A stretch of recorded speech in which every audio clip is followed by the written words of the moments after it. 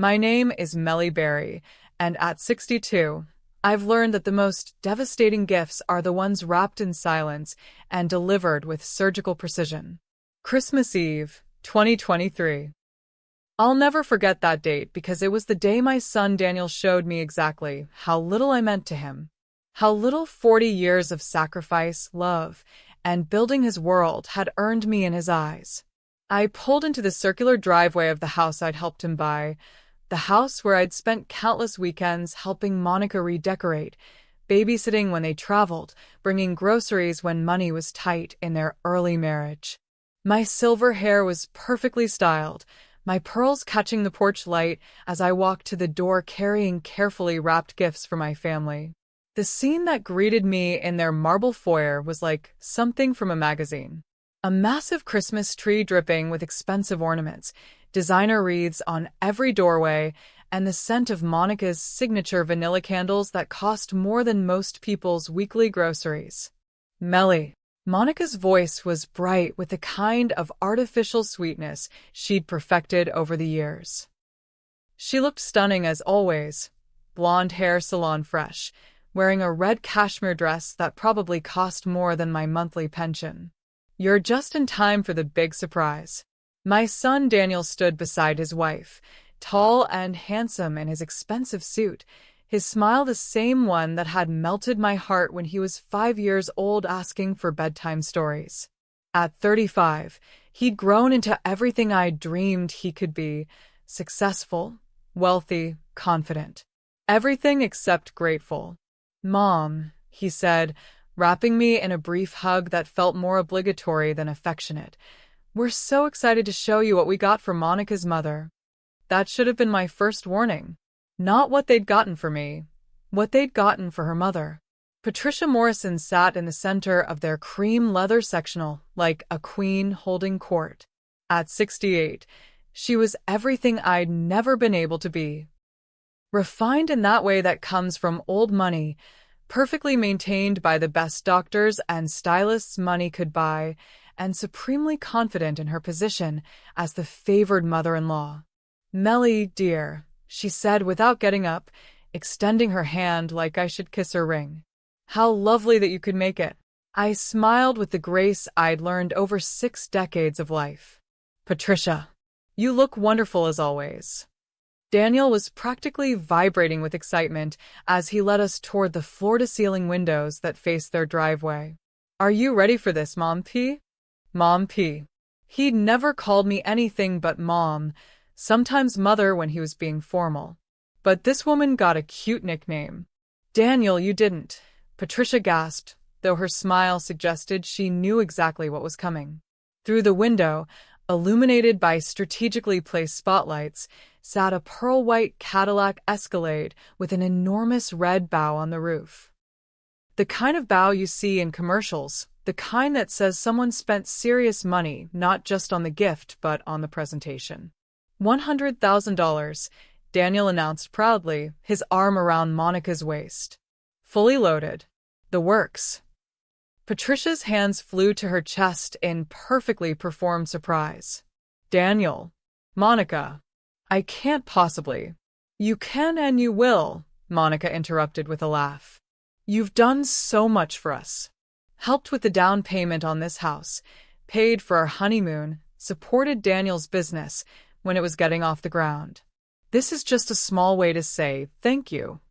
I stood frozen, watching this display of gratitude for contributions I'd never heard about before. The down payment I thought had come from Daniel's savings, which I'd helped him build with years of birthday and Christmas checks that apparently meant nothing. The business support I'd assumed he'd earned through his own hard work. Patricia was crying now, the kind of elegant tears that don't smudge makeup.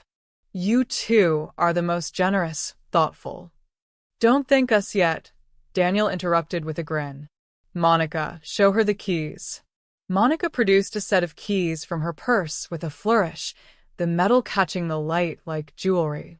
Real jewelry, I noticed, as the diamonds in her tennis bracelet sparkled with every movement. They were all hugging now, This perfect little family unit that I'd somehow become an observer to rather than a participant in. Patricia was already talking about where she'd drive first, what her friends at the country club would say, how she'd never expected such generosity. That's when Daniel seemed to remember I was there.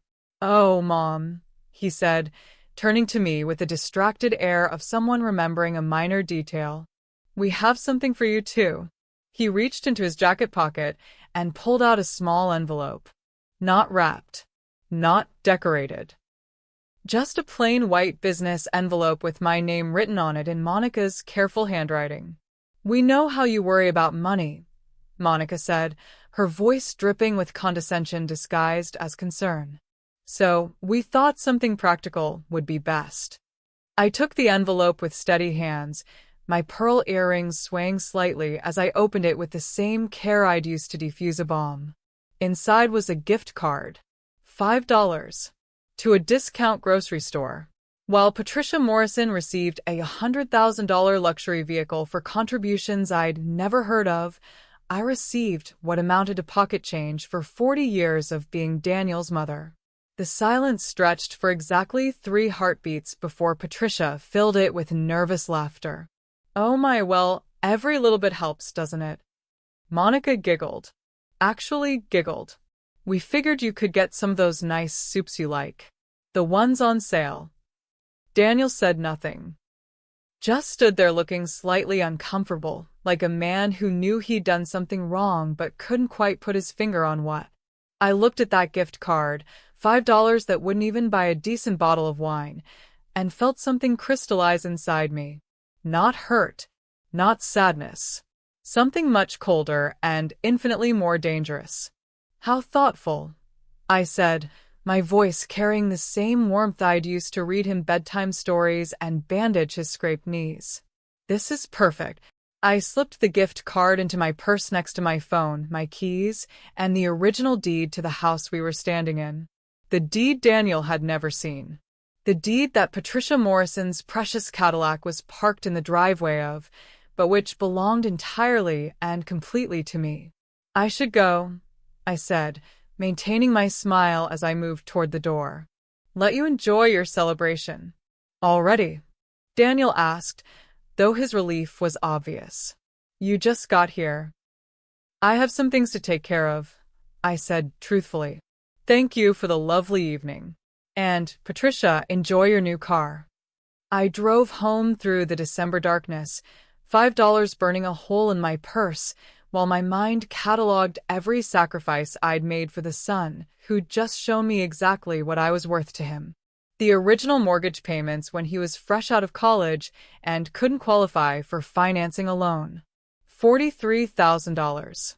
The business loan I'd co-signed when banks wouldn't take a risk on his startup. $75,000. The countless emergency loans that had somehow never been repaid, always with promises that the next quarter would be better, the next deal would pay off. Another $38,000. College tuition I'd helped with by refinancing my own home. $27,000. Wedding expenses, because Monica's family believed the groom's side should contribute equally, even though their idea of equal meant matching their 6-figure budget. $52,000. All told, over the years, I'd invested nearly $250,000 in my son's success. Money from my husband's life insurance, from selling the family business, from careful savings and strategic investments. And tonight, I'd learned my value to him. $5. But Daniel had forgotten something important in his rush to impress his wife's mother. He'd forgotten that the woman he'd just humiliated was the same woman who'd managed our family's finances for 40 years. The same woman who'd overseen every real estate transaction, every legal document, every important decision that had built the foundation of his comfortable life. He'd forgotten that I wasn't just his mother. I was the woman who still held the deed to his house. As I pulled into my driveway, the driveway of the modest home I'd paid off decades ago, I smiled for the first time all evening. Not the polite, gracious smile I'd worn at their Christmas celebration. This was something else entirely. Daniel wanted to show me how little I mattered to him, how generous he could be with everyone except the woman who'd made his generosity possible. Perfect. Because tomorrow morning I was going to show him exactly what $5 could buy. And what it couldn't. People think that hurt turns into sadness. They're wrong. Sometimes hurt crystallizes into something much more useful. Clarity. I woke Christmas morning in my own bed, in my own house, the house I'd owned free and clear for 23 years, and felt the kind of peace that comes from finally understanding your situation completely. My reflection in the antique mirror showed the same woman who'd left Daniel's house the night before. Silver hair perfectly styled even after sleep, skin that had aged gracefully thanks to good genes and better skincare, pearls at my throat because a lady always wears pearls, even to breakfast. At 62, I was still beautiful in the way that comes from confidence and careful maintenance. But my eyes held something new this morning. Something that would have made Daniel very nervous if he'd been smart enough to recognize it. I made my coffee in the kitchen my husband Thomas and I had remodeled 30 years ago, when Daniel was 5 and still believed his mother could fix anything. The morning light streamed through windows that overlooked the garden where I'd taught him to plant tomatoes, where he'd learned to ride his bike, where he'd brought girlfriends to meet the woman who'd shaped every good thing about his character. Or so I'd thought. Sitting at my breakfast table with my coffee and the morning paper, I let myself remember the man who'd built this foundation that Daniel had come to take for granted. Thomas Barry had been old-fashioned in the best ways. A man who believed in providing for his family, in setting up structures that would protect the people he loved long after he was gone. When we bought Daniel's house, a sprawling colonial in the best part of town, Thomas had insisted we keep the deed in our names. Son, he'd told Daniel, you live in it, you maintain it, you make it your home. But it stays in our names until you prove you understand what responsibility really means. Daniel had been 26 then, newly married, full of big plans and bigger confidence. He'd shrugged off his father's caution as old-fashioned thinking. Whatever makes you comfortable, Dad. I'll prove myself. Thomas had died 3 years later, sudden heart attack at 68. In the chaos of grief and funeral arrangements, the subject of transferring the deed had never come up again. Daniel had simply assumed that ownership had passed to him along with his father's blessing. I'd never corrected that assumption. For 9 years, I'd watched my son build his life in that house, raise his status in that neighborhood, leverage its value for business loans and credit lines. He'd added rooms, updated fixtures, landscaped the grounds, all with the confidence of a man who owned what he was improving. He'd never asked to see the paperwork, never thought to check the county records, never wondered why property taxes were still being paid from an account he'd never seen. My son, for all his business acumen, had never learned the most important lesson about wealth. Always know who really holds the power. I'd spent 40 years protecting him from that lesson. 40 years of careful management, strategic sacrifice, and quiet influence that had built the launching pad for everything he'd achieved. I'd been the safety net that let him take entrepreneurial risks, the financial backing that had turned his dreams into reality, the steady hand that had guided every major decision in his life. And last night, he'd valued all of that at $5. But Thomas had been right about responsibility. You don't transfer real power to someone until they understand what it means, until they prove they won't abuse it, until they show they remember where it came from. Daniel had just failed that test spectacularly. I finished my coffee and walked to the home office where Thomas and I had managed our family's affairs for 4 decades. The safe was hidden behind a painting of Daniel's first-grade class photo, ironic, considering what it contained. Inside, arranged in perfect order, were the documents that would reshape my son's understanding of his place in the world. The original deed to 1247, Elmwood Drive, the house Daniel called home. The mortgage papers showing the loan had been paid in full 12 years ago. The insurance policies that listed me as the sole beneficiary of any claim. The trust documents that made me the sole inheritor of everything Thomas had built. Daniel lived in my house, drove cars whose loans I'd co-signed, operated a business that used my property as collateral. His entire adult life was built on a foundation I'd provided and maintained. And he'd just given me a $5 gift card. I spread the documents across my desk, my pearls catching the morning light as I leaned over each page. Every signature was mine or Thomas's. Every decision had been made with Daniel's best interests at heart. Every structure had been designed to protect him from his own inexperience and bad judgment. Protection he'd apparently outgrown, at least in his own mind. I picked up my phone and dialed a number I'd memorized decades ago. Franklin, Crawford and Associates, Mr. Franklin's office. This is Melly Berry. I need to speak with Richard Franklin immediately. Richard had been our family attorney since before Daniel was born. He'd handled Thomas's will, managed our business acquisitions, overseen every major legal decision we'd made. He was also the man who'd warned me, 3 years ago, that leaving the house deed in my name indefinitely might eventually cause problems. I'd told him then that I'd handle it when the time was right. The time was right. Melly. Richard's voice was warm with familiarity. Merry Christmas. I hope you're calling with good news. I'm calling about Daniel's house. A pause. Has something happened? Richard knew my son well enough to recognize the tone in my voice. He'd been handling our family's legal affairs when Daniel was still making mud pies in my backyard. Something's happened, I confirmed. I need you to prepare an eviction notice. Formal, legal, and airtight. I want them out. Another pause, longer this time. Melly, are you certain about this? Daniel is your son. Daniel, I said, my voice carrying the quiet authority I'd learned from 40 years of making difficult decisions, just gave me a $5 gift card for Christmas while presenting his mother-in-law with a $100,000 Cadillac. Jesus Christ. Quite.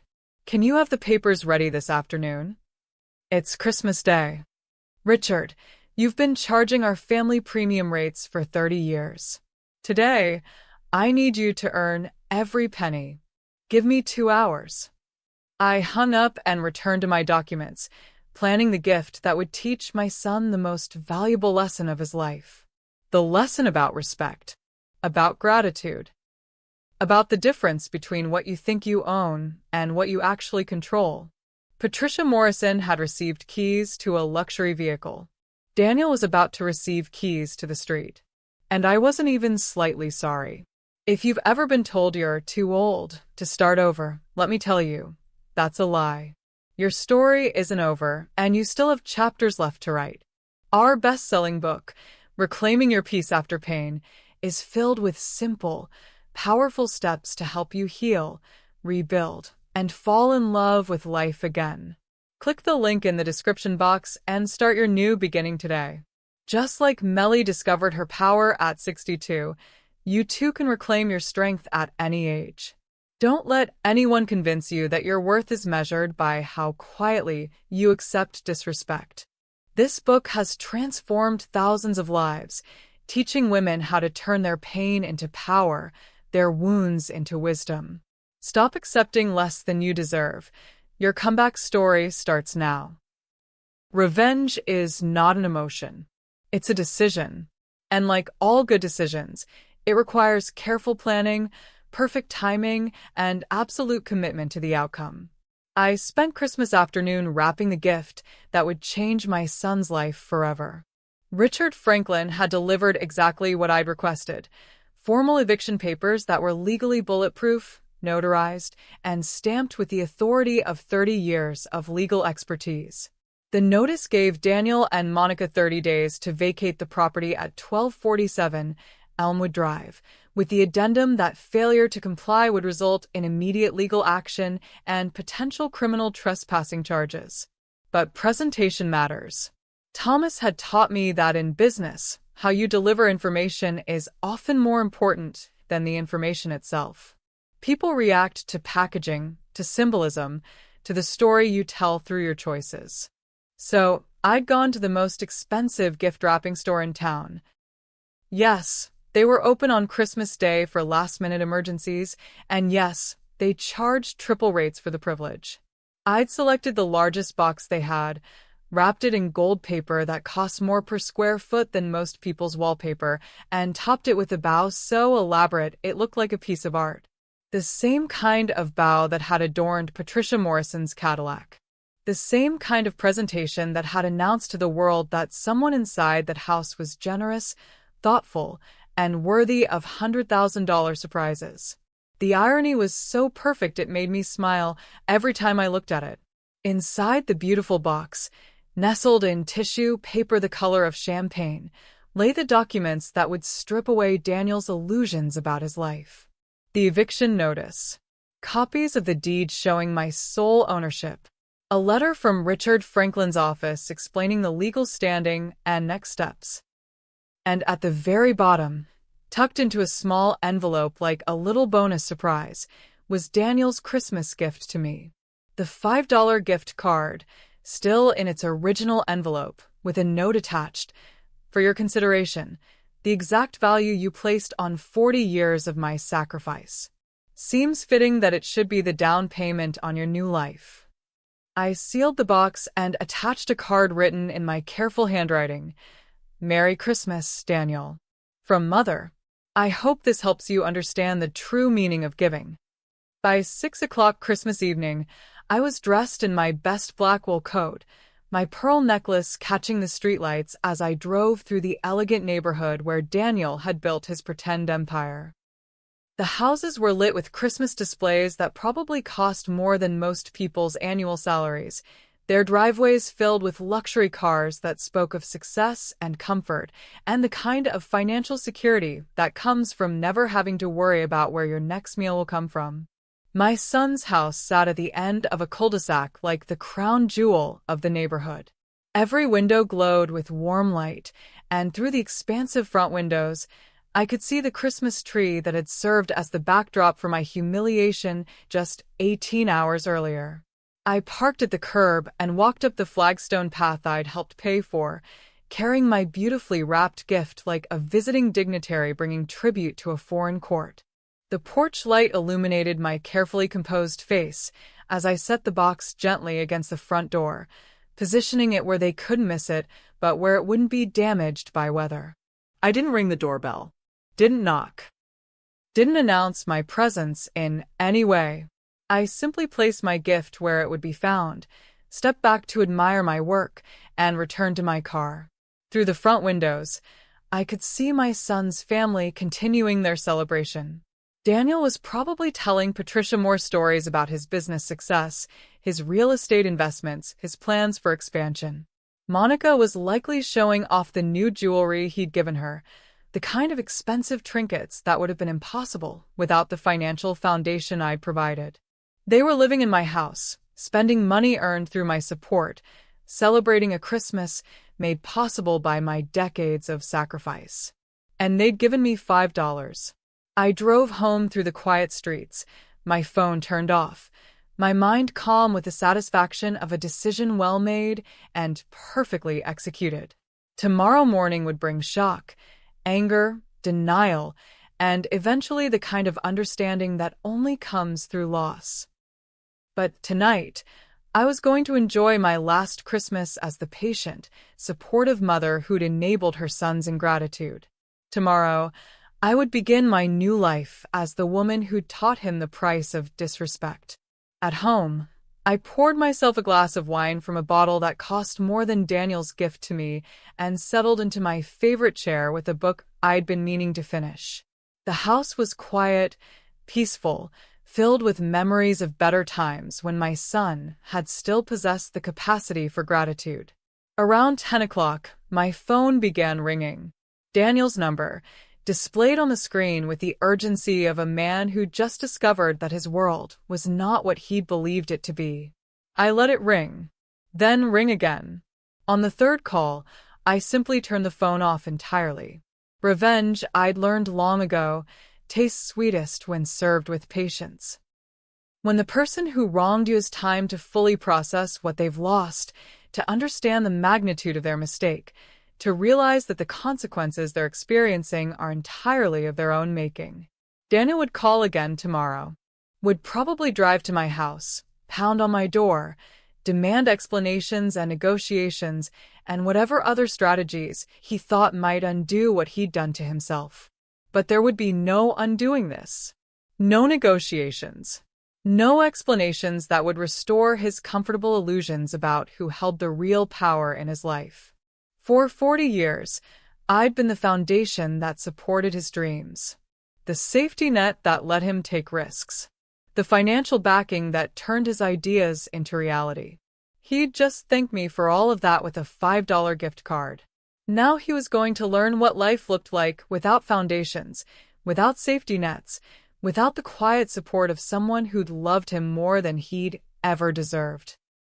I finished my wine and went to bed in my own house, in my own bed, surrounded by security that no one could take away from me. Tomorrow would bring consequences. Tonight, I slept like a baby. The beautiful thing about legal revenge is its permanence. Emotional outbursts fade. Angry words are forgotten. But paperwork? Paperwork is forever. I woke the day after Christmas with a kind of energy I hadn't felt in years. Purpose, I discovered, was better than caffeine for sharpening the mind and strengthening the resolve. My first call was to Janet Morrison, the most successful real estate agent in our city and, coincidentally, Patricia Morrison's younger sister. Janet had always been the practical one in that family, the sister who'd built her own success instead of marrying into it. Melly Berry. Janet's voice was warm with genuine pleasure. What a lovely surprise. I hope you had a wonderful Christmas. Illuminating, I said truthfully. Janet, I need your professional services. Of course. Are you thinking of downsizing? I know a lot of women your age. I'm thinking of selling a property. 1247, Elmwood Drive. The silence that followed was worth every penny I was about to pay in commission. Melly, Janet said carefully, that's Daniel's house. That's my house, I corrected. Daniel has been living in it, with my permission, which I'm withdrawing. Another pause. Does Daniel know about this? He will shortly. Can you have it listed by the end of the week? If you're certain about this. Janet, you've known me for 20 years. When have you ever known me to make impulsive decisions? Never, she admitted. What's your asking price? I gave her a number that made her whistle softly. The house had appreciated considerably since we'd bought it, especially with all the improvements Daniel had made using money that ultimately traced back to my financial support. He'd essentially been improving my investment for me. How thoughtful. That's ambitious, Janet said, but reasonable given the market. The house is beautiful, and the neighborhood. Listed high, I interrupted. I'm not in a hurry to sell to just anyone. I want to attract serious buyers who can close quickly and pay cash. I'll need access for photos, staging, showings. You'll have full access starting February 1st. The current occupants will be relocated by then. After hanging up with Janet, I called my financial advisor to discuss liquid assets and investment strategies. Selling Daniel's house would net me a substantial profit that needed to be properly managed. I was 62, financially comfortable, and about to become significantly wealthier. I was also about to become homeless from my son's perspective. The irony wasn't lost on me. My third call was to Margaret Winters, a woman who ran an exclusive property management company that specialized in luxury rentals. Margaret catered to wealthy executives, visiting celebrities, and other people who needed immediate access to fully furnished, beautifully appointed homes. I need a 6-month lease on your best available property, I told her. Price is not a concern. I need something that makes a statement. What kind of statement? I thought about Daniel's shock when he realized I wouldn't be moving into some senior living facility or modest apartment. When he discovered that losing his financial support meant I was upgrading, not downgrading, my lifestyle. Success, I said simply. I want something that says I'm a woman who's done very well for herself. Margaret had just the thing, a penthouse apartment in the city's most exclusive building. Floor-to-ceiling windows with views of the river. A private elevator. Concierge service. The kind of place where wealthy divorcees went to reinvent themselves after liberating half their ex-husband's assets. Perfect, I said. I'll take it. That afternoon, I drove to the storage facility where I kept items too valuable for everyday display. Family heirlooms, important documents, Thomas's collection of vintage watches that Daniel had always admired but would never inherit now. I was particularly interested in the box containing every letter Daniel had ever written me. Birthday cards with childish handwriting promising to always love Mommy best. Thank you notes from college expressing gratitude for care packages and financial support. The letter he'd sent from his honeymoon, telling me how much my wedding gift had meant to them, how they couldn't have had such a perfect celebration without my generosity. The Christmas card from just 2 years ago, where he'd written, Mom, I know I don't say it enough, but everything good in my life started with you. Thank you for always believing in me, always supporting me, always being there when I needed you most. I'm the luckiest son in the world. I read that card twice, my pearls catching the fluorescent storage facility lighting, my perfectly manicured fingers tracing words that had meant everything to me when I'd received them. Then I put it carefully back in the box with all the others. Evidence. All of it was evidence of the relationship that had existed before my son decided I was worth $5. By evening, I had everything arranged. The house would be listed within days. I had a new residence that would make Daniel's head spin. I'd liquidated enough investments to ensure my financial independence for the rest of my life, regardless of what happened to any family assets I'd previously shared. I was prepared for war. But first, I was going to enjoy watching Daniel discover that he'd declared war on the wrong enemy. I spent the evening reviewing legal documents, financial statements, and property records. 40 years of careful planning had created a web of interconnected assets and obligations that would take Daniel months to fully understand, if he ever managed it at all. He'd built his adult life on my foundation without ever checking to see if that foundation was stable, permanent, or unconditional. It wasn't. And tomorrow morning he was going to find out exactly what that meant. I went to bed early, setting my alarm for dawn. I wanted to be awake when Daniel discovered his Christmas present. Wanted to be prepared for the phone calls, the visits, the desperate attempts at negotiation that would begin the moment he realized that the woman he'd valued at $5 was the same woman who controlled his entire world. Some gifts keep on giving. This one was going to give until it hurt. The most devastating revelations always come wrapped in beautiful packages. It's psychology, really. The prettier the presentation, the deeper the shock when reality reveals itself. I was dressed and ready by 6:30 the next morning, seated in my kitchen with coffee and the newspaper, my phone placed strategically beside my plate. Not to answer it. I had no intention of taking Daniel's calls until I was ready, but to count them. Each ring would be a measure of his growing panic.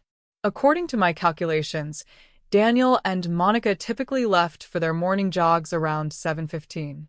They were creatures of habit, my son and his wife, the kind of people who maintained schedules that spoke of order and control and the comfortable predictability of lives that had never been seriously disrupted. That was about to change. At 7:43, my phone began ringing. Daniel's number, just as I'd expected. I let it go to voicemail and continued reading the financial section, noting with satisfaction that my stock portfolio had gained another 2% overnight. Financial security, I'd learned, made everything else in life much easier to handle. The phone rang again at 7:46. Again at 7:49. By 8:15, I'd received 6 missed calls and 3 text messages that grew progressively more frantic. Mom, call me immediately. What the hell is this? Call me now. I'm coming over. We need to talk. That last message made me smile. We certainly did need to talk. But the conversation was going to happen on my terms, in my time, according to my agenda. I finished my breakfast, cleaned my dishes, and selected my outfit for the day with the care of a general preparing for battle.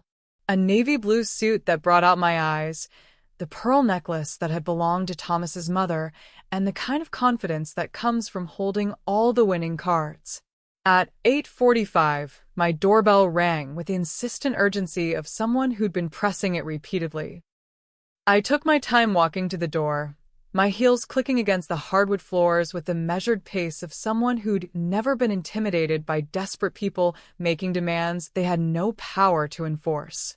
Through the peephole, I could see Daniel pacing on my front porch.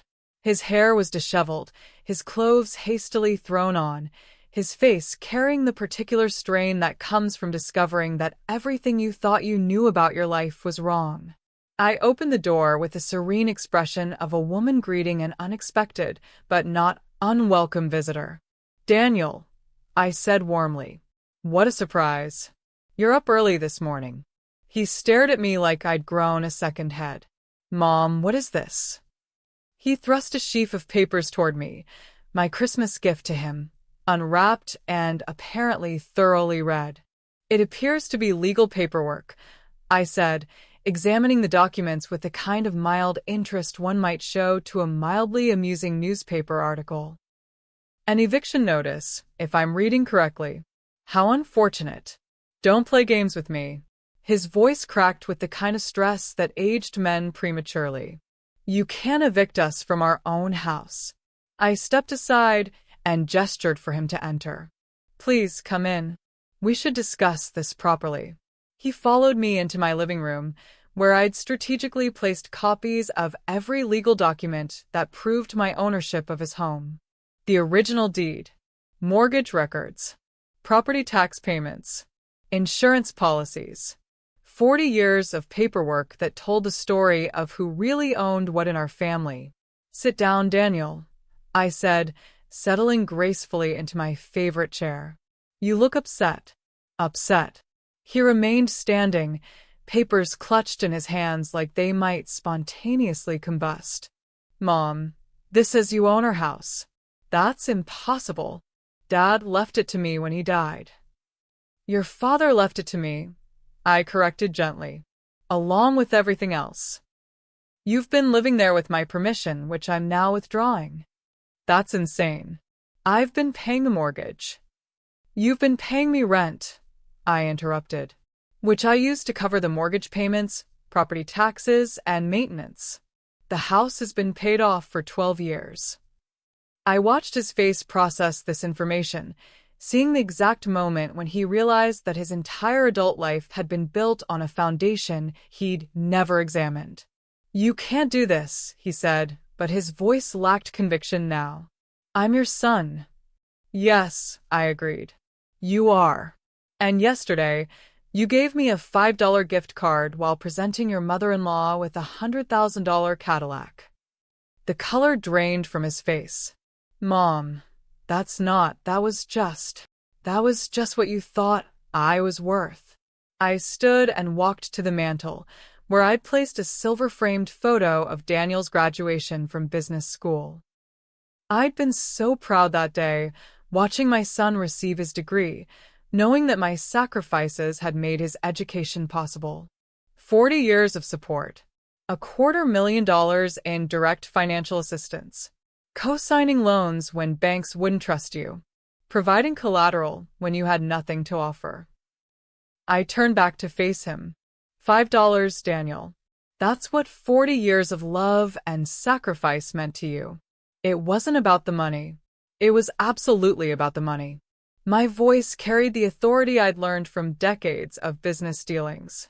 Everything in your life has been about money. My money.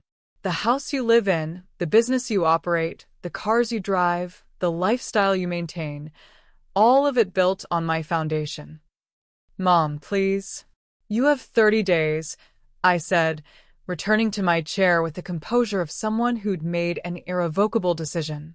The eviction notice is legal, proper, and non-negotiable. I suggest you use that time wisely. Where are we supposed to go? His voice cracked like a teenager's. We can't just find a house in 30 days. That's not my problem anymore, Daniel. You're a successful businessman, according to what you told Patricia last night. I'm sure you'll figure something out.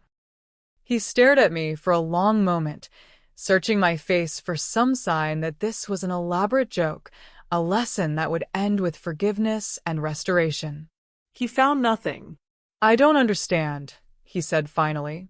You're my mother. Mothers don't destroy their children's lives over Christmas presents. Mothers don't, I agreed. But the woman you reduced to $5? She does whatever she wants. After he left, slamming my front door hard enough to rattle the windows, I sat in my living room surrounded by the evidence of my victory and felt something I hadn't experienced in years. Peace. Pure, crystalline peace that comes from finally standing up for yourself after decades of being taken for granted. My phone rang again within minutes. Monica this time, her voice shrill with panic and disbelief. I didn't answer. By noon, I'd received 17 missed calls, 12 text messages, and one visit from Patricia Morrison herself, who apparently thought she could mediate this family crisis with her country club diplomacy.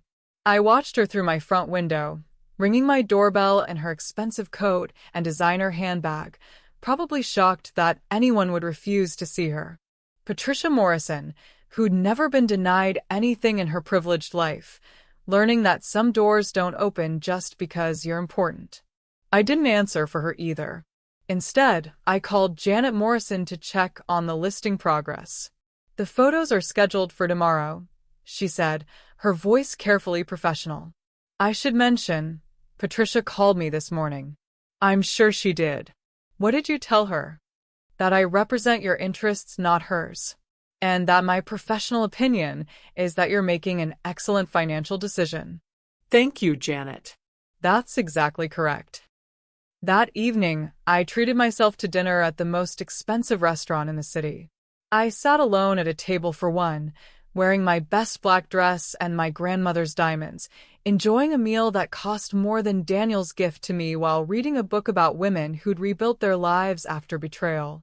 The irony wasn't lost on me that I was celebrating my liberation in a restaurant I could afford because of investments I'd made with money Daniel thought belonged to him.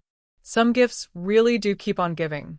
The beautiful thing about revenge is that you don't have to be present for the best parts.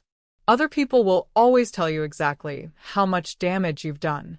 Janet Morrison called me at 8:30 the next morning with barely contained glee in her voice. Melly, you're not going to believe what happened yesterday. I was enjoying my coffee on the balcony of my new penthouse apartment, watching the sunrise paint the river gold while wearing a silk robe that had cost more than most people's monthly rent. The move-in had been seamless, the benefits of hiring professionals to handle life's inconveniences. Tell me, I said, though I suspected I could guess. Daniel and Monica stormed into my office yesterday afternoon. And I mean stormed. Monica was crying, Daniel was shouting, and they both seemed to think I could somehow make this whole situation disappear. How unfortunate for them. Daniel kept insisting there had to be some mistake, that you couldn't possibly own their house. When I showed him the deed, the property records, the tax payments, his face went white as a sheet.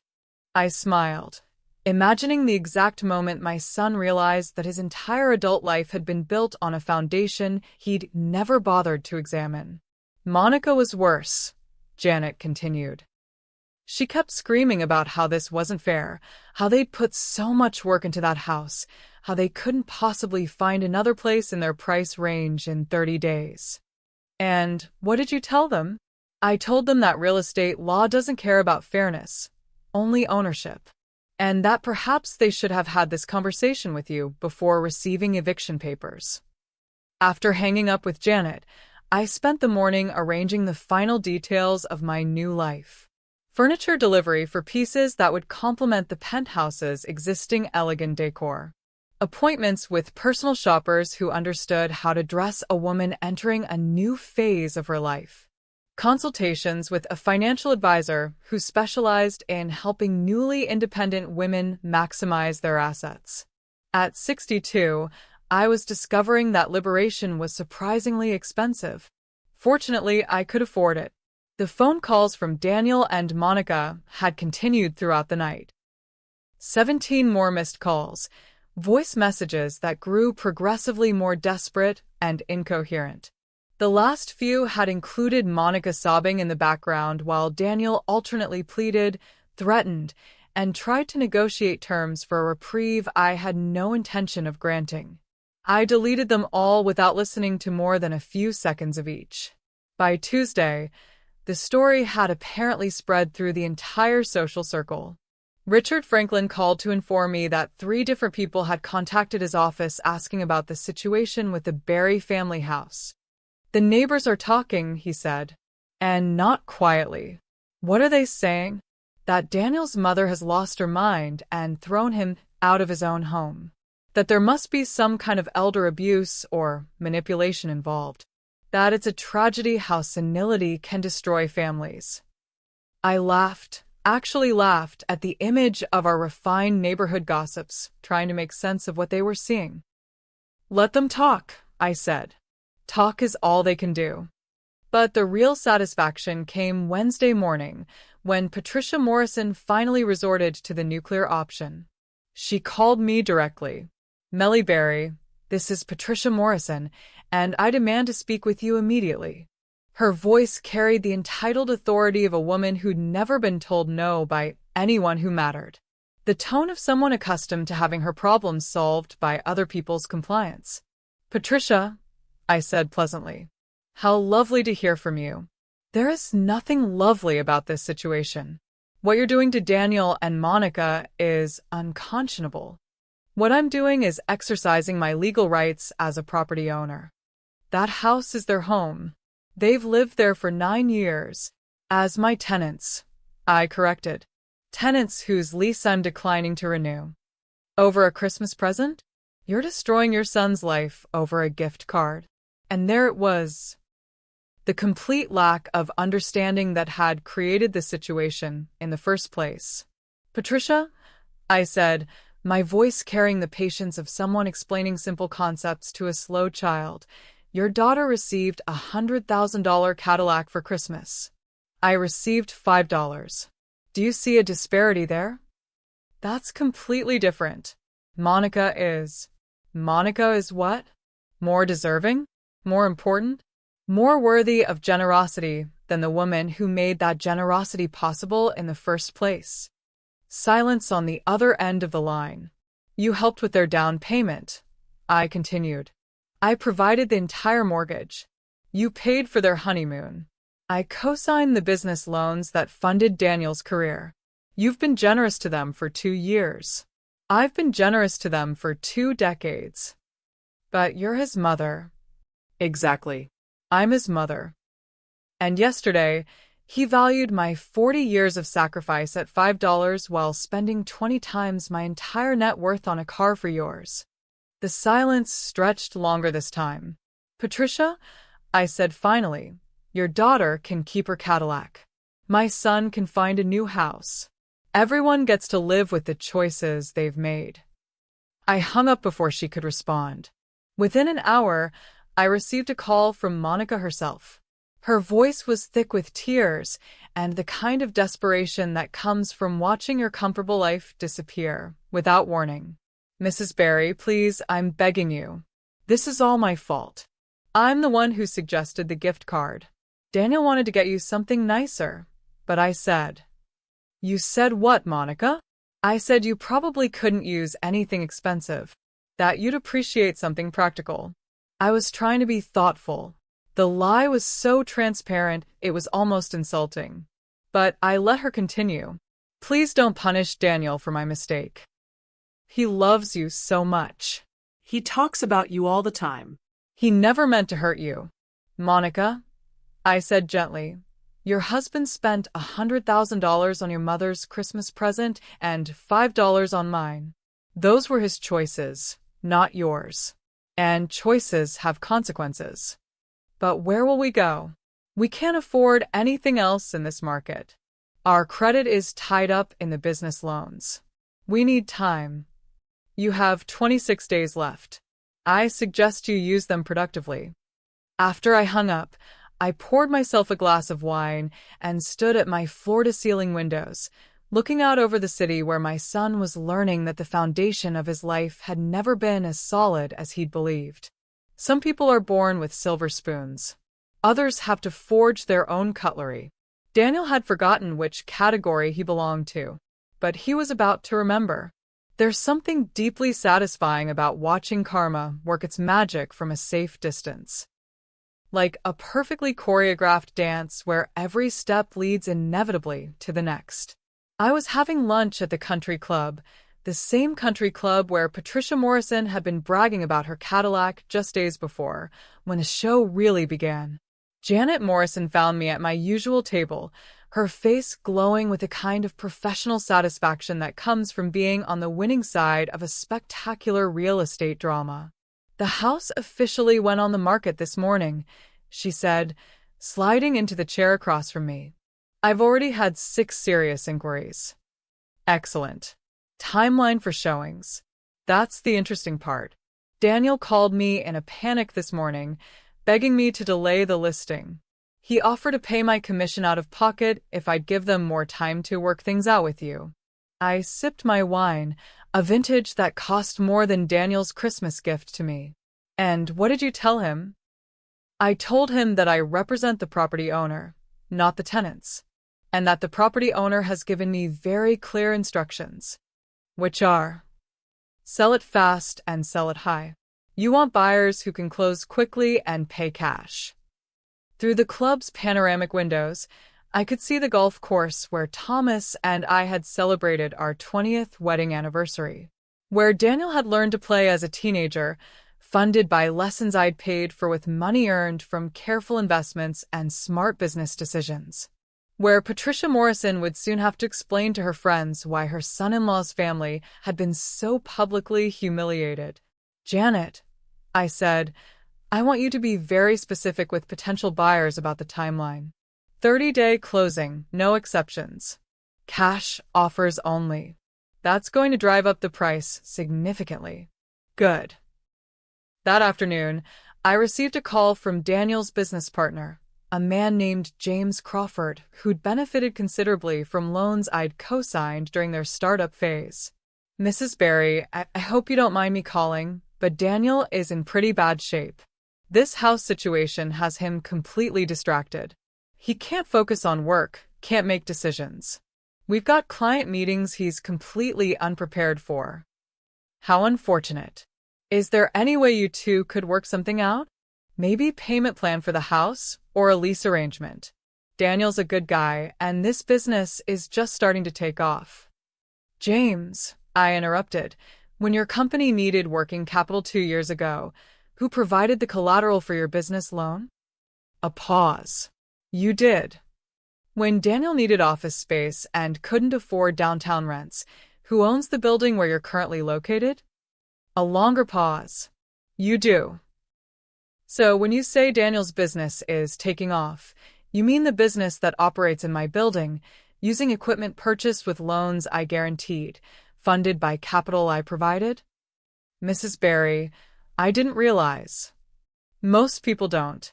They see success and assume it's self-generated. They forget to ask who laid the foundation. What are you saying? I'm saying that Daniel's focus should be on finding a new place to live and adjusting to his new circumstances. If that affects his work performance, perhaps you should consider whether a man who can't manage his personal finances is the right partner for managing yours. After hanging up, I allowed myself a moment of pure satisfaction. Daniel was learning that his professional life, like his personal life, was more interconnected with my support than he'd ever realized. That evening brought the call I'd been expecting since this whole situation began. Mom. Daniel's voice was flat, defeated. We need to talk. I'm listening. I went to the bank today to try to get a loan for a new house. How did that go? They told me about the collateral situation, about how many of our assets are tied to loans you co-signed. I see. Mom, I had no idea. When Dad died, I thought everything transferred to me. I thought the house was mine, the business loans were mine, the credit lines were mine. They weren't. I know that now. His voice cracked slightly. The loan officer walked me through everything. Every account, every guarantee, every piece of collateral. He said I'm what they call paper rich, but asset poor. That everything I think I own is actually owned by someone else. By me. By you. A long silence stretched between us, filled with the weight of realizations that should have come years earlier. Mom, I need to ask you something, and I need you to be honest with me. Go ahead. When you gave me that $5 gift card, was that really what you thought I was worth to you? The question hung in the air like smoke from an extinguished candle. Daniel, I said finally, when you gave me that $5 gift card while presenting Patricia Morrison with a $100,000 Cadillac, what did you think that said about what I was worth to you? I wasn't thinking. You were thinking. You were thinking that your mother could be bought off with pocket change while your mother-in-law deserved a luxury vehicle. You were thinking that 40 years of sacrifice meant less than 2 years of acquaintanceship. That's exactly what you were thinking. And now you're learning that thinking has consequences. So, what happens now? His voice was small, defeated. Do we lose everything? The house, the business, the credit lines. I thought about that question, about the young man who'd once promised to take care of me in my old age, who'd sworn that my sacrifices wouldn't be forgotten, who'd written thank you notes expressing gratitude for opportunities he'd apparently taken completely for granted. Daniel, I said, you have 19 days to find a new place to live. What happens after that depends entirely on the choices you make between now and then. What kind of choices? The kind that show me whether you've learned anything from this experience. And if I haven't, I looked around my beautiful penthouse apartment, furnished with pieces that reflected my taste rather than someone else's needs, decorated with art I'd chosen for my own pleasure rather than family approval. Then you'll discover that a mother's support was never as unconditional as you believed it was. I hung up before he could respond. Outside my windows, the city lights twinkled like stars, each one representing someone else's life, someone else's choices, someone else's consequences. Tomorrow would bring new developments in the systematic dismantling of my son's comfortable illusions. Tonight, I was going to enjoy my wine and my view and the perfect silence of a life finally lived on my own terms. Have you ever felt invisible in your own family? Taken for granted by the people you've sacrificed everything for? Mellie's story isn't just about one Christmas gift. It's about reclaiming your worth after decades of being undervalued. Our book, Reclaiming Your Peace After Pain, shows you how to recognize when you're being taken for granted and gives you the tools to change the dynamic. You don't have to accept crumbs from people you've given everything to. You don't have to smile politely while others decide your value.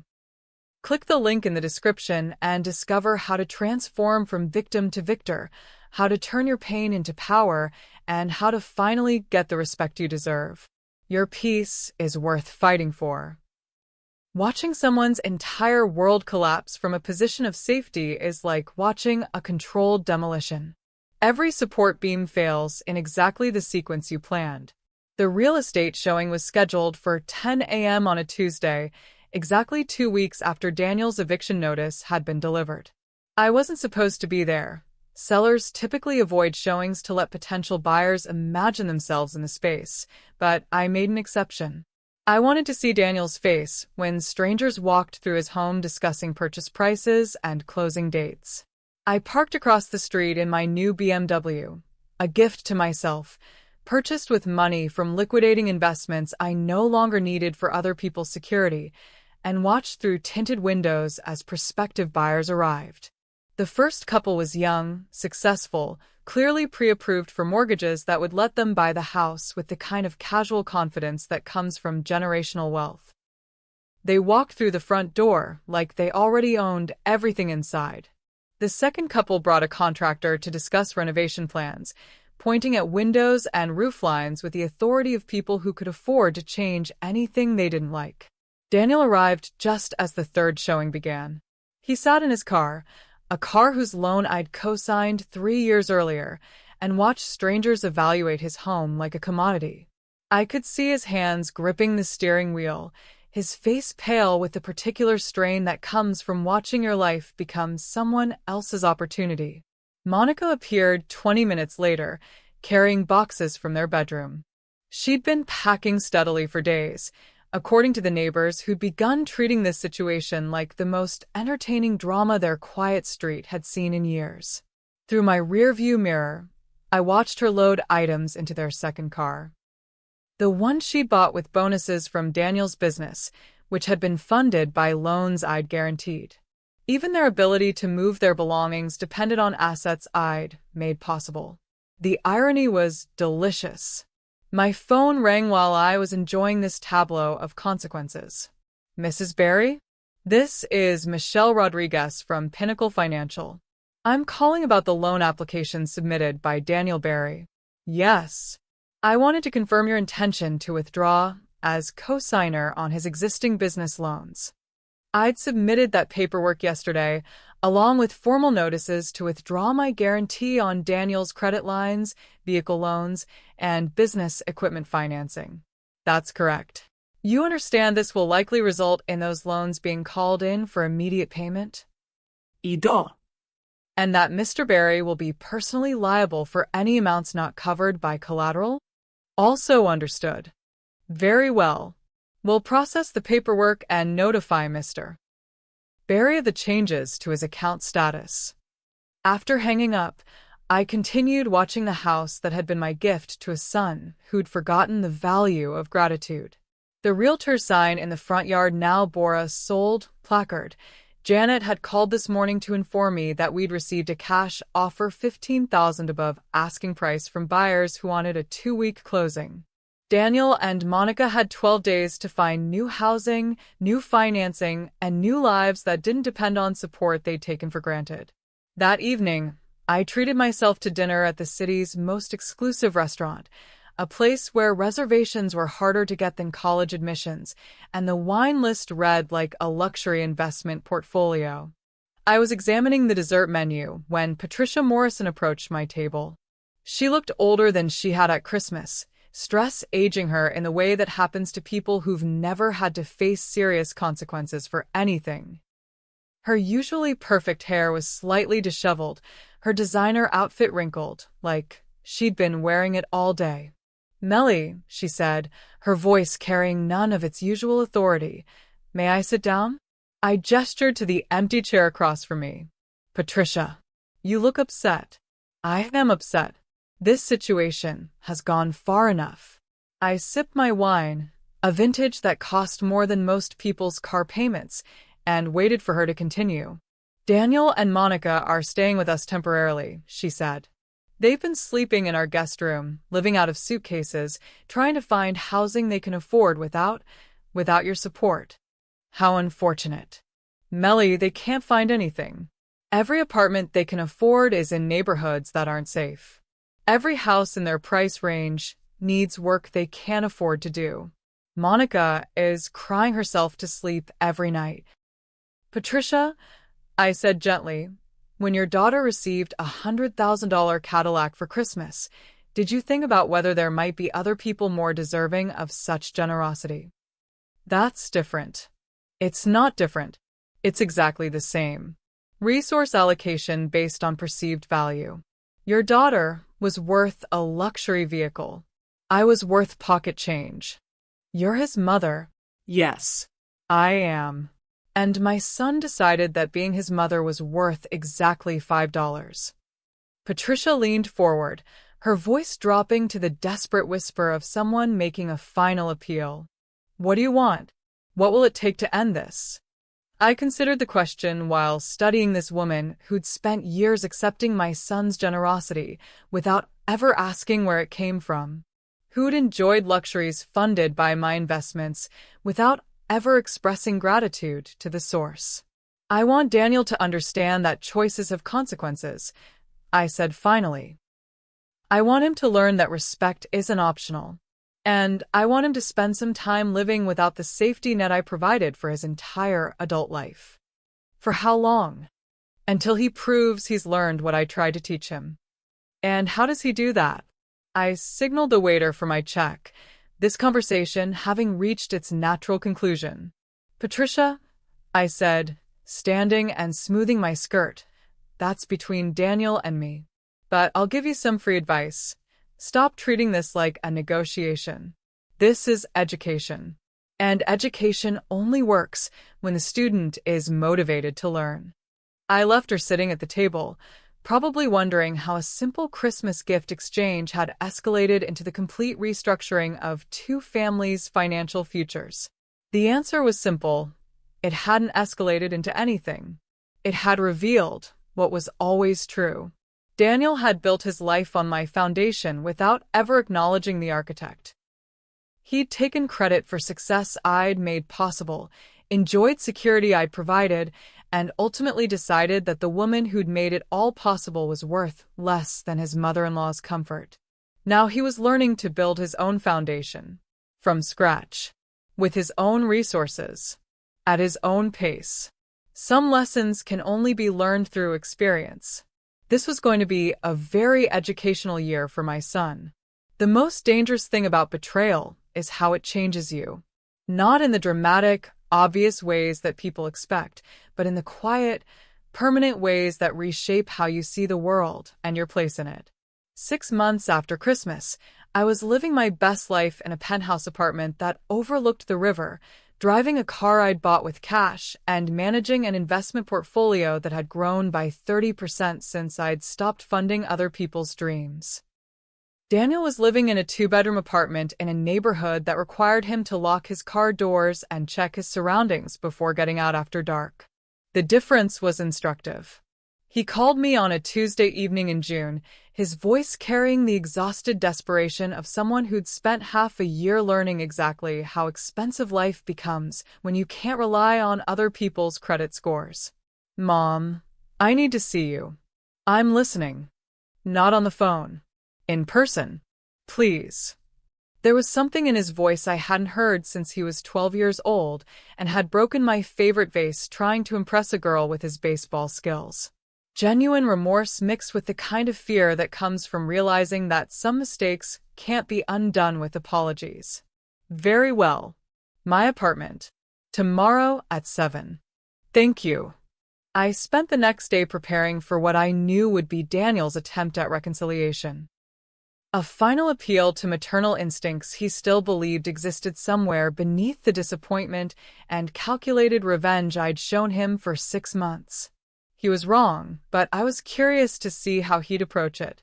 At exactly 7 o'clock, my doorman announced his arrival. I'd chosen my outfit carefully, a cream-colored silk blouse that brought out my eyes, my best pearls, and the kind of quiet elegance that spoke of a woman comfortable in her own power. When I opened the door, I barely recognized my son. 6 months of financial stress had aged him in ways that a full decade hadn't. His hair showed gray I'd never noticed before, his expensive suits had been replaced with off-the-rack clothing that didn't quite fit, and his face carried the particular exhaustion that comes from working harder for less money than you've ever had to before. Daniel, I said, stepping aside to let him enter. You look tired. He followed me into my living room, his eyes taking in the floor-to-ceiling windows, the designer furniture, the original artwork that I'd bought to celebrate my liberation from other people's financial obligations. Mom, this place is incredible. Thank you. I find it suits me perfectly. He sat on the edge of my Italian leather sofa, like a man afraid he might stain the upholstery. Which, given his current circumstances, he probably was. "I wanted to come here to apologize," he said without preamble. "For Christmas. For the gift card. For not understanding what you'd done for me all these years." I settled into my favorite chair and waited for him to continue. "Monica and I have been living in a one-bedroom apartment since we lost the house. We share a bathroom with thin walls and neighbors who fight until 3 in the morning. I work 60 hours a week now just to cover basic expenses." How unfortunate. The business is struggling without the credit lines you co-signed. James and I had to let 3 employees go. We're operating out of a shared workspace because we can't afford real office rent. I see. Mom, I understand now. What you provided, what you made possible. I never realized how much of my life depended on your support until it was gone. He leaned forward, his hands clasped in the gesture of a man making a desperate plea. "I was wrong. Completely, inexcusably wrong. You deserved better than a $5 gift card. You deserved recognition, respect, gratitude for everything you'd sacrificed for me." I sipped my wine and studied his face, looking for signs that this understanding was genuine rather than strategic. "Go on," I said. "I want to make it right. I want to rebuild our relationship. I want to show you that I've learned from this, that I understand your value now." "And how do you propose to do that?" "However you want. Whatever it takes. I'll sign over any remaining assets to you, publicly acknowledge what you've done for me, change how I treat you going forward. Just please give me another chance." The silence stretched between us while I considered his offer. 6 months ago, this conversation might have melted my heart. The prodigal son, humbled by experience, seeking forgiveness and redemption.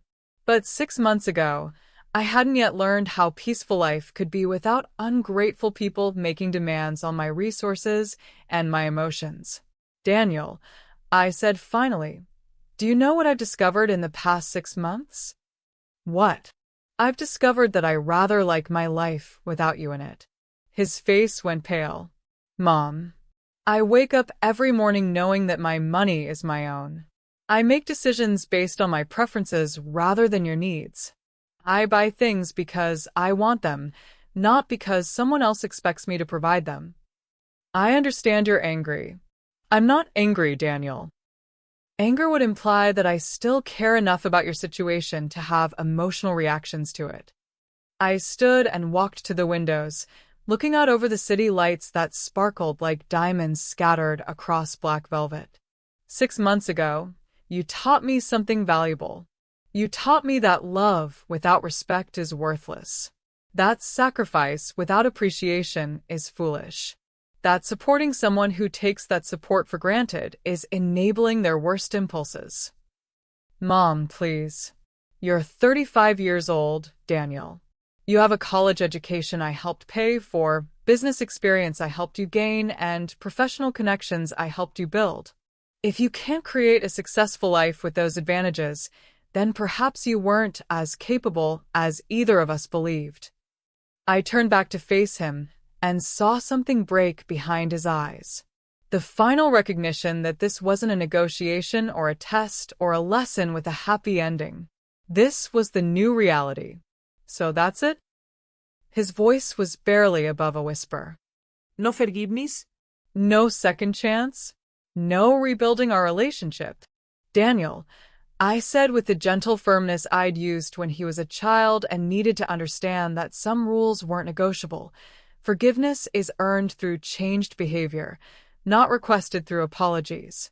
And you had 35 years to show me you understood my value. I can change. I'm sure you can. But you'll have to do it without my support, my money, or my continued investment in your success. He stood slowly, moving like a man who'd just received a terminal diagnosis. Mom, I love you. I loved you too, Daniel. For 40 years, I loved you more than I loved myself. And that love made me weak, made me enabling, made me someone who accepted disrespect because I was afraid of losing you. I walked him to the door, my heels clicking against the marble floor with the confidence of a woman who no longer feared anyone's departure.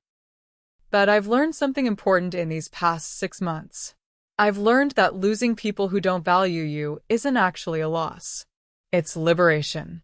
As he stood in my doorway, looking back at the life he'd forfeited through his own choices, I felt nothing but peace. Goodbye, Daniel. I closed the door before he could respond and returned to my wine, my view, and my beautifully quiet life. Some bridges burn completely. And sometimes that's exactly what needs to happen. Revenge is not heat. It is a temperature you choose. And I chose cold, calculated, and permanent. 2 years have passed since that Christmas Eve when my son showed me exactly what 40 years of motherhood was worth to him. 2 years since I delivered the gift that taught him the difference between what he thought he owned and what he actually controlled. I'm 64 now, still beautiful in the way that comes from careful maintenance and genuine contentment.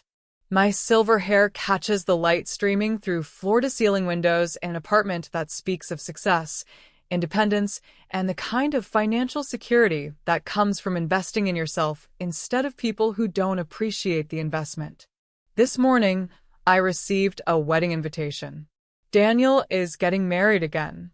Apparently, Monica couldn't handle the adjustment to their new economic circumstances. 6 months of shared bathrooms and second-hand furniture had revealed the depth of her commitment to their relationship. She'd filed for divorce exactly 1 year after losing the house, citing irreconcilable differences and financial stress. The divorce settlement had been modest, since there were so few assets left to divide. His new bride is someone named Sarah, a teacher who presumably finds his reduced circumstances romantic rather than shameful. The wedding invitation, cheap cardstock from a discount printer, lists the venue as a community center and requests that guests bring a covered dish to share. How far the mighty have fallen. I won't be attending, of course. I wasn't invited anyway. The invitation was forwarded to me by Janet Morrison, who thought I might find it interesting that my former son had managed to find someone willing to marry a man whose business had failed, whose credit was destroyed, and whose relationship with his mother had ended so publicly that it was still discussed at dinner parties 2 years later. Pathetic was Janet's assessment, but probably what he deserves. I don't disagree. This afternoon, I have an appointment with my financial advisor to discuss expanding my real estate portfolio. The penthouse apartment has been such a success that I'm considering purchasing a vacation home in the mountains, somewhere with views and privacy and the kind of peace that comes from complete independence. At 64, I'm discovering that life, without ungrateful people making demands on your resources, is remarkably liberating. My money is my own. My time is my own. My energy is focused on projects and people that bring joy rather than obligation. I've taken up painting, something I'd always wanted to try, but never had time for when I was busy funding other people's dreams. I travel when I want, eat where I choose, buy things because they bring me pleasure rather than because someone else needs them. I sleep well at night, surrounded by beautiful things I've chosen myself, in a bed that belongs entirely to me. Some people might call this lonely. I call it peaceful. This evening, I'm hosting a dinner party for friends I've met since liberating myself from family obligations. Successful women who've built their own lives, made their own fortunes, and learned the difference between being loved and being needed. We'll drink excellent wine, eat food prepared by a chef I hired because I can afford such luxuries, and discuss art, travel, investments, and the satisfaction that comes from lives well lived on our own terms. None of us will mention ungrateful children or family members who've disappointed us. Those people belong to our pasts, not our presents. At some point during the evening, someone will inevitably ask how I'm enjoying retirement from active motherhood. And I'll tell them the truth, that I've never been happier. That discovering your own worth after decades of being undervalued is like being reborn at 62. That learning to put yourself first after a lifetime of putting others first is the greatest gift you can give yourself. That some relationships are so toxic, so draining, so fundamentally unequal that the only healthy response is to end them completely. Earlier today, I visited Thomas's grave for the first time since this all began. I brought fresh flowers, white roses, his favorites, and sat beside his headstone in the sunshine, wearing the pearl necklace he'd given me for our 25th anniversary. I handled it. I told him quietly, the same words I'd spoken 2 years ago when this journey began. Daniel learned what respect means, what choices cost, what happens when you take love for granted. The wind rustled through the oak trees he'd planted when Daniel was born, back when we believed that giving our son everything would make him grateful rather than entitled. I should have listened to you, I continued, about keeping the deed in our names, about making him prove he understood responsibility before transferring real power. You always said that love without boundaries becomes enabling. A cardinal landed on Thomas's headstone and looked at me with bright, intelligent eyes before flying away toward the setting sun. I'm happy now, I said, and meant it completely. Happier than I've been in years. Free to live my own life, make my own choices, spend my own money on my own dreams. Daniel's getting married again. To someone who doesn't know what he's capable of. Someone who thinks his reduced circumstances are temporary rather than the natural result of his character. I stood, smoothing my skirt, adjusting my pearls against the evening breeze. I won't be attending the wedding. Wasn't invited anyway, but that's fine. I'm done pretending that blood creates obligations that respect doesn't earn. As I walked back to my car, I felt the deep satisfaction that comes from completing a difficult but necessary task. Daniel had received exactly what he'd given, a relationship valued according to his own assessment of its worth. $5.